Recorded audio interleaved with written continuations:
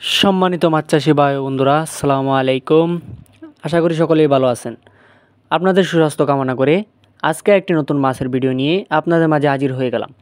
তো ভিউয়ার্স, মাজিদ মৎস্য নার্সারির পক্ষ থেকে আপনাদের সকলকে জানাই আন্তরিক শুভেচ্ছা ও অভিনন্দন।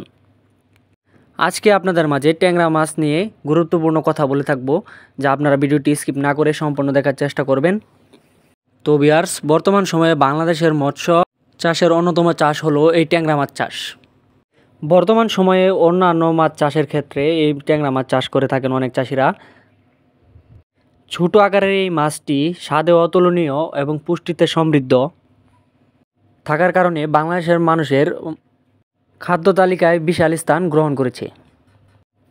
তাই এই ট্যাংরা মাছ চাষের হার দিন দিন বেড়েই চলেছে এবং আপনারা অনেকে জানেন যে এই ট্যাংরা মাছ চাষ করে মাসে হাজার হাজার টাকা ইনকাম করতে পারবেন। আপনারা চাইলে এই ট্যাংরা মাছ মিশ্র চাষের চাষ করতে পারবেন বা একক চাষের চাষ করতে পারবেন।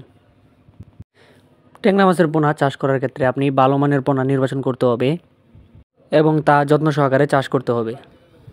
আপনি যদি যত্ন সহকারে 5 থেকে 6 মাস চাষ করেন তাহলে প্রতিটা ট্যাংরার ওজন আসবে 50 থেকে 60 গ্রাম। তারপর হলো ট্যাংরা মাছের পুকুর প্রস্তুতের ক্ষেত্রে আপনারা পুকুর ভালোভাবে প্রস্তুত করতে হবে যাতে ট্যাংরা মাছ চাষ করার ক্ষেত্রে উপযোগী থাকে এবং চুন সার ছিটিয়ে পানির গুণগত মান যাচাই করতে হবে। পোনা মজুদের ক্ষেত্রে আপনারা অনেকেই এমন একটি ভুল করে থাকেন, বিশেষ করে নতুন চাষিরা, যে অধিক হারে শতাংশ প্রতি পোনা মজুদ করে থাকেন। এতে পোনা বড় হতে সময় লাগে বেশি। আপনারা শতাংশ প্রতি অল্প করে পোনা দিলে এই মাছটি চলাচলের জায়গা থাকে এবং নিঃশ্বাস নিতে পারে, অক্সিজেন পায় ঠিকঠাক মতো। এতে বড় হতে এই মাছটি সময় লাগে খুব কম।